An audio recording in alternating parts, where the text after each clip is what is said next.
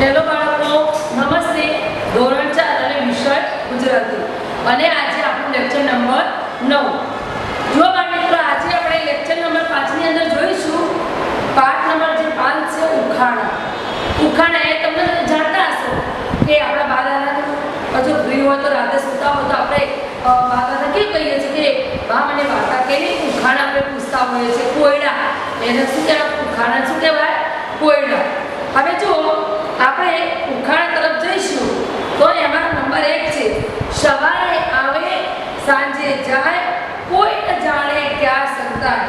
જો બાળકો, આ તમે ચોપડીમાં દેખાય છે. આ જે ઉખાણા છે અને જોડે ચિત્રો પણ છે. તો જો તમને સૂરજ દેખાતો હશે. આ તમને સૂરજ દેખાય છે? તો હવે જો સવાર પડે એટલે સૂરજ ઉગે છે અને સાંજ પડે શું થાય છે? આથમી જાય છે. એટલે તો અને ક્યાં સંતાય છે? આકાશની અંદર સંતાય જાય તો પણ આપણને દેખાતું નથી.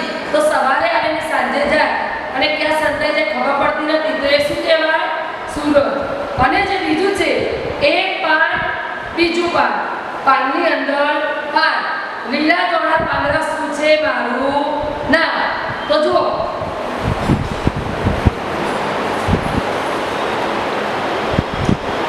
હવે કોબીજ છે. મમ્મી કોબીજનું શાક બનાવે છે બેટા? હા, સરસ. હવે જે કોબીજ છે એમાં તમે જોજો એક પાનના ઉપર બીજું વિટાયેલું છે, બીજા ઉપર ત્રીજું, એમ કરીને પાન ઉપર પાન હોય છે. તો આપણને પ્રશ્ન થાય કે એક પાંદડું એના ઉપર બીજું પાંદડું અને પાંદડાની અંદર પાછા લીલા જો સરસ મજાની કોબીજ હોય તો આમ લીલા ઘણું મસ્ત કોબીજ દેખાય. પણ જો ઘણા દિવસે કઈ ફીમાં પડી ગઈ તો પછી ખાસા દિવસે તો ભૂરો જેવો રંગ થઈ જાય, એટલે કે સફેદ જેવો રંગ થઈ જાય છે. એટલે શું છે? એક પાંદડા ઉપર બીજું પાંદડું હોય એ શું છે? તો એક કોબીજ છે. એ કહે છે કે મારું નામ શું છે? તો શું? કોબીજ. હવે નંબર 3, બે સગા ભાઈ અડ કહે તો અડે નહીં, અડીશમાં કહીએ તો અડે. હવે શું છે? હવે એ એવા બે ભાઈ છે, સગા ભાઈ છે, આમ નજીક જ રહે છે, પણ આપણે એને એમ કહીએ કે અડ એમ કહીએ તો અડકતા નથી. જો આપણે એમને અડીશમાં કહીએ તો એકબીજાને અડકે છે અને સ્પર્શે છે. શું છે? તો આપણા હોઠ. જો હોઠ આપણા નજીક હોવા છતાં આમ બે સગા ભાઈ જેવા છે છતાં આપણે એમને જો આપણે એમને આમ અડાડવાનો પ્રયત્ન કરીશું તો જ હશે. બાકી સગા બે ભાઈ એટલે કે જો હોઠ છે તમે આમ કરી રાખશો આમ તો કેવા અડકેલી દેખાય છે. પણ આમ શું સગા છે એટલે કે આમ આપણે જ્યારે બોલતા હોઈશું કે કંઈક વસ્તુ ખાતા હશું તો આમ અડકી જાય છે, પણ આમ એકબીજાના પૂરક હોવા છતાં અડતા નથી. એટલે એ વસ્તુ શું છે? અને આપણે એને જાણી જોઈને અડાડીશું તો જ અડકશે. એ શું છે? હોઠ. તેને શરીર હોતું નથી છતાં તેનો જન્મ થાય છે. નંબર 4 છે શરીર નહીં પણ જન્મે. ફરી બરાબર ધ્યાન રાખજો બાળ મિત્રો. આ ઉખાણા જે કોયડા છે બરાબર સમજવાના છે. જો સમજશો તો તમને આવડશે. શરીર નહીં પણ જન્મે ખરી, મોહ નહીં પણ કરે અવાર, જન્મી એની જટ મરે, ચતુર કરો વિચાર. હવે શું છે? શરીર નથી એટલે પણ જન્મ લે છે, મોઢું નથી પણ અવાજ કરે છે, મોહ નહીં એટલે કે મોઢું નથી, અને જન્મી એવી જટ મરે. જન્મ ફટાફટ અને મરી પણ તરત જાય. હવે જે હોશિયાર કરેલો વિચાર એ શું હશે? તો ચપટી. ખ્યાલ આવી ગયો? આમ આપણે ચપટી કરીએ. હવે જો એને શરીર છે, એ જન્મે છે અને તરત મરી પણ જાય છે અને મોહ હોતું નથી. હવે નંબર 5, આમ જાઓ તેમ જાઓ જ્યાં જાઓ ત્યાં સાથે જાઓ, નાનો થાવ મોટો થાવ ઊંઘી જાઓ તો સંતાઈ જાઓ. હવે શું કહે છે કે જુઓ આપણે આમ જઈએ તો સાથે સાથે દેખાય. એ શું છે? આપણો પરસાયો. જો તમે તડકો હોય એમાં તમે ઉભા રહ્યા, શિયાળાનો જે તડકો હોય એમાં પણ હોય તો તમને દેખાશે કે આપણે જેવો ને જેવો જ પડસાયો પડે છે. શું કહે છે કે આમ જઈએ તો સાથે આવતા હોય એવું લાગે, અને તમે પેલી તરફ જશો તો પણ તમે પેલી તરફ આવશે, અને જ્યાં જઈએ ત્યાં સાથે સાથે આવશે. ઘડીકમાં નાનો થઈ જઈશ આપણો પડસાયો તમે જોજો, ઘડીકમાં નાનો લાગશે, ઘડીકમાં મોટો લાગશે. જો ઊંઘી જશો તો એ સંતાઈ જશે. એ શું છે વસ્તુ બેટા?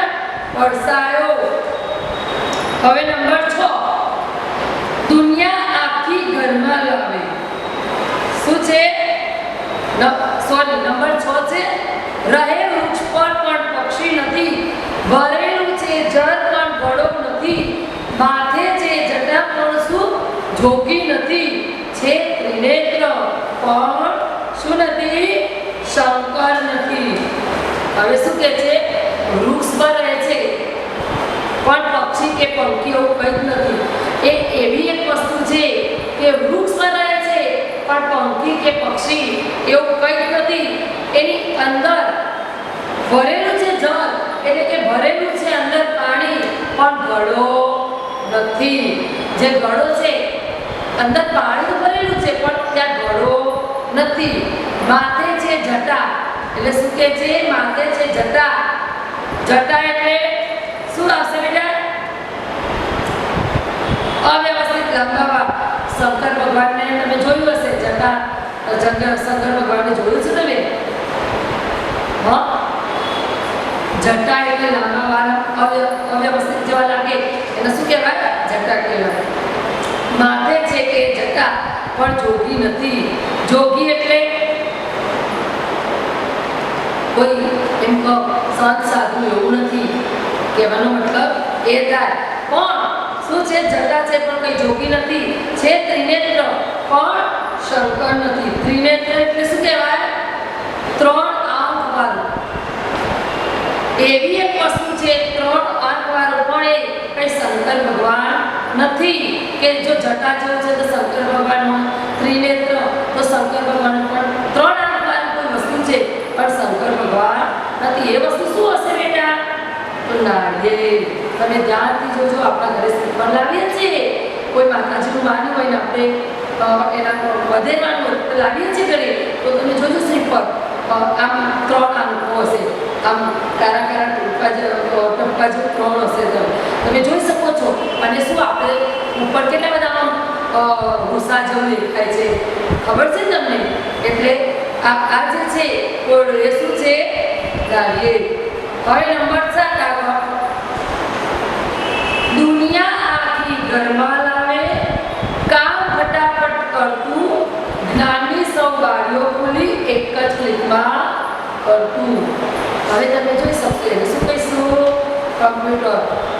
જો કમ્પ્યુટર છે તો આપણે ઘરે બેઠા બધું જ આ દેશ વિદેશના સમાચાર પણ આપણે જાણી શકીએ છીએ, અને દુનિયાનો પ્રવેશ અને દુનિયાની અંદર શું ચાલી રહ્યું છે એ પણ આપણે ફક્ત કોમ્પ્યુટરની અંદર એક ક્લિક દબાવીએ એટલે બધું જ આપણને જાણી શકીએ છીએ.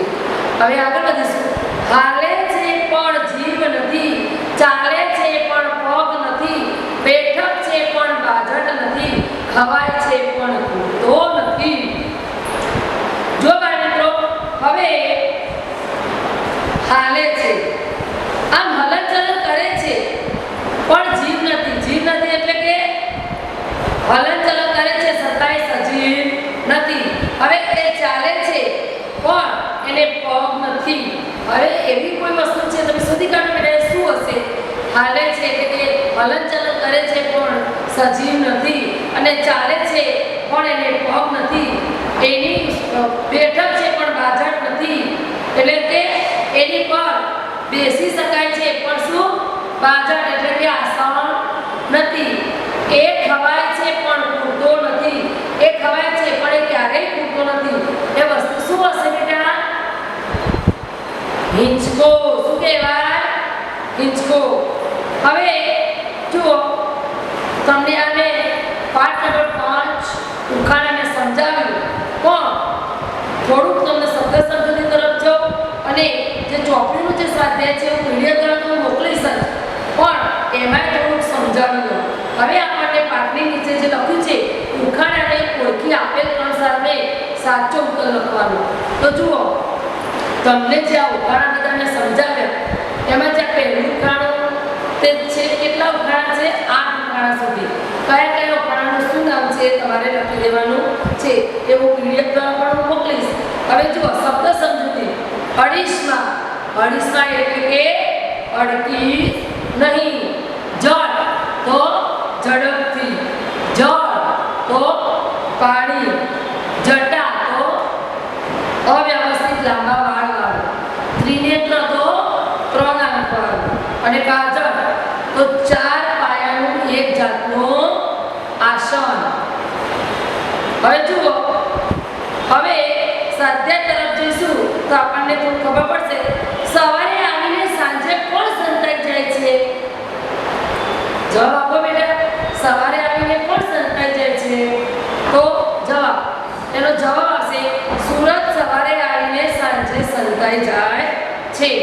નંબર 2, કવિએ કોબીને શી ઓળખાણ આપી છે? તો આપણે લખીશું, કવિના કહેવા મુજબ કોબીની અંદર, પાનની અંદર પાન હોય છે અને એ પાન કેવા હોય છે? લીલા ધોળા હોય છે. મોં ન હોવા છતાં કોણ અવાજ કરે છે? તો મોં ન હોવા છતાં ચપટી અવાજ કરે છે. જટા હોવા છતાં જોગી કોણ નથી? તો નારિયેળને જટા હોવા છતાં જોગી કોણ નથી? તો નારિયેળને જટા હોવા છતાં તે જોગી નથી. અને જ્ઞાનની બારીઓ કોણ ખોલે છે? તો જ્ઞાનની બારીઓ કોણ ખોલે છે? કોમ્પ્યુટર. હવે નંબર જે 2 છે, અન્ય ઉખાણા શોધીને લખો.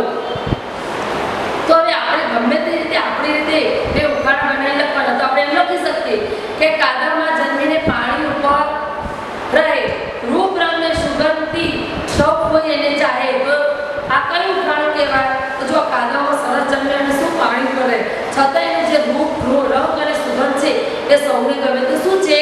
કમળ. હવે બીજું ઉખાણું લખી શકીએ, નાની સને સુગંધે ભરી, અન્ય કાજે બળી એ શું વળી? તો શું કહેવાય? ધૂપ સરી.